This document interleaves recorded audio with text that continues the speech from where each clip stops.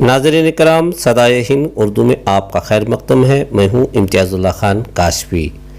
चिकबल्लापुर ज़िला all India मिली council के ज़ेर एहतमाम चिकबल्लापुर APJ अब्दुल कलाम हाल में मौलाना अबुल कलाम आज़ाद रहमतुल्लाह अलैह की शख्सियत पर नेशनल एजुकेशन डे के मौके पर कर्नाटका उर्दू अकादमी के रुकन शफीक आबिदी की नायाब तकरीर जिसे नशर किया यूट्यूब चैनल के ज़रिए सदाए हिंद उर्दू ने। शफीक साहब, आज मौलाना अबुल कलाम आज़ाद यौम पैदाइश का प्रोग्राम मुनक़िद किया गया चिकबल्लापुर में, इस ताल्लुक़ से आप क्या फरमाते हैं? ऑल इंडिया मिली काउंसिल चिकबल्लापुर शोबे ने बहुत खूबसूरत अंदाज में और इन हालात में जो है बहुत अच्छा प्रोग्राम मुनक़िद किया। प्रोग्रामों के साथ साथ जो है मेरा ख्याल ये है कि मौलाना आज़ाद के ख्यालात को आम करने की ज़रूरत है। हम लोग जो है हर वक्त अपने बुजुर्गों को याद करते हैं, सलाम करते हैं, उन्होंने वो किया, इन्होंने ये किया, टीपू सुल्तान ने ये किया, मौलाना आज़ाद बहुत कुछ किया, लेकिन हमने क्या किया? तो मेरी गुजारिश ये है कि मौलाना आज़ाद ने जो पैगाम दिया है तालीम के ताल्लुक से, तालीम व ताल्लम इबादत अस्त। आपको ये भी बताता चलूं कि मौलाना आज़ाद त्रिवेदिಗಳಿದ್ದಾರೆ, ಚತುರ್ವೇದಿಗಳಿದ್ದಾರೆ, ಆದರೆ ಪಂಚವೇದಿಗಳು ಬಹಳ ಕಮ್ಮಿ ನಮ್ಮ ದೇಶದಲ್ಲಿ।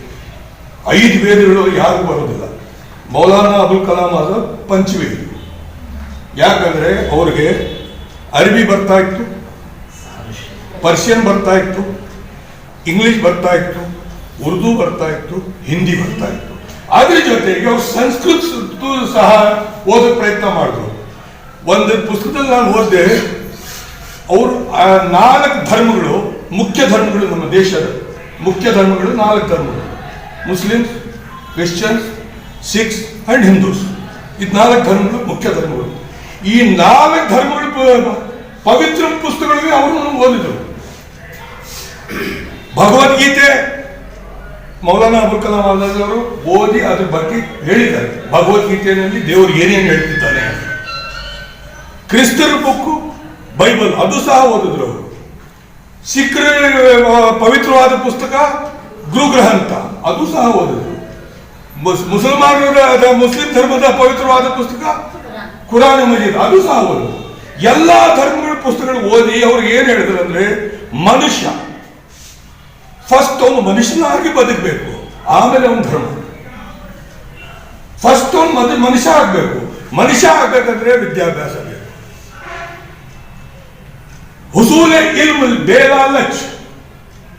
और बड़ा कवि, दौड़ कवि मौलाना अबुल कलाम आजाद, हुसूल इल्म बेलालच तो अफजल और बेहतर है कि बेलिखा पड़ा इंसान मुर्दे के बराबर है।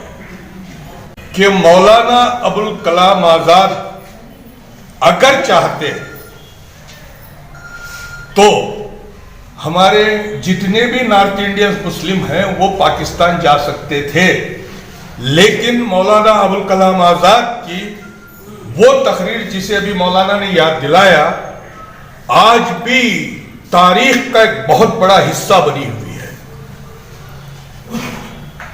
ಇತಿಹಾಸದ ಬಹಳ ಇದರಿಂದ ಗೋಲ್ಡನ್ ವರ್ಡ್ಸ್ ನಲ್ಲಿ ಬರೀಬಹುದು। ಮೌಲಾನಾ ಆಜಾದ್ ಅವರು ಕೊಟ್ಟಿರ್ತಕ್ಕಂಥ ಒಂದೇ ಸ್ಪೀಚು ಜಾಮೆ ಮಸ್ಜಿದ್ ಇದರಲ್ಲಿ ಅದು ಗೋಲ್ಡನ್ ವರ್ಡ್ಸ್ ನಲ್ಲಿ ಬರೀಬಹುದು। ಯಾಕಂದ್ರೆ ಆವಾಗ ಅವ್ರು ಹೇಳಿದ್ರು, ಯಾರ್ಯಾರು ನಮ್ಮ ಭಾರತ ದೇಶ ಬಿಟ್ಟು ಹೋಗ್ತಾ ಇದ್ದಾರೋ ಅವ್ರು ಎಲ್ಲರೂ ದ್ರೋಹಿಗಳು ಅಂತ ಹೇಳಿದ್ರು।